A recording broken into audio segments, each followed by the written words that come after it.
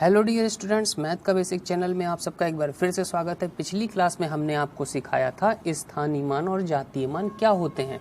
आज की क्लास में हम आपको सिखाएंगे कि स्थानीय मान और जातीय मान से रिलेटेड कैसे एग्जाम में क्वेश्चन पूछे जाते हैं। तो पहले थोड़ा सा क्विक रिवीजन कर लेते हैं, दोहरा लेते हैं कि हमने पीछे क्या पढ़ा था। हमने पढ़ा था कि जैसे किसी भी संख्या का स्थानीय मान निकालना होता है, तो जैसे यहाँ पर 6 का स्थानीय मान निकालना है तो हम क्या करते हैं, इस अंक को लिख लेते हैं और जितने आगे अंक हैं, कितने बचे, 1 2 2 अंक बचे, तो उतने आगे हम 0 बढ़ा लेते हैं।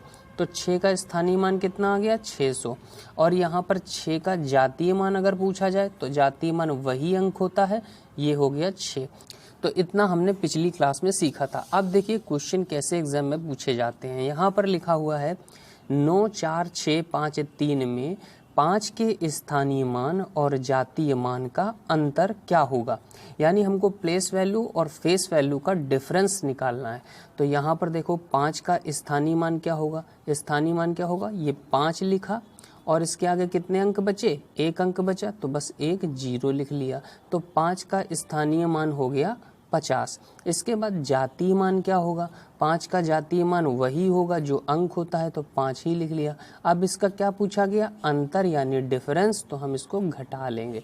घटाएंगे कैसे, 0 में 5 घटेगा नहीं, हासिल लेंगे, 10 में 5 जाएगा, 5 बचेगा, यहाँ 4 बचा तो हमने यहाँ 4 उतार लिया, तो ये हो गया 45। यही हमारा आंसर आ गया।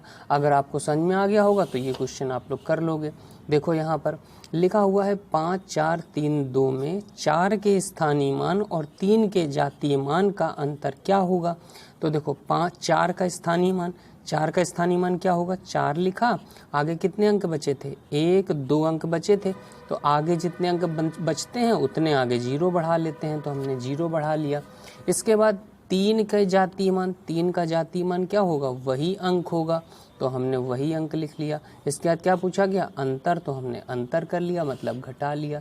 0 में 3 घटेगा नहीं, हासिल लेंगे, इधर हो जाएगा 10, इसको फिर 1 दे देगा तो इधर हो जाएगा 10, 10 में 3 घटेगा, कितना बचेगा, 7। अब इधर कितना बचा, 9 बचा, तो इस 9 को हम ऐसे ही लिख लेंगे।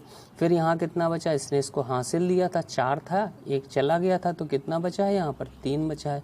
तो ये कितना आ जाएगा आंसर हमारा, 397 आ जाएगा। बात समझ में आ गई।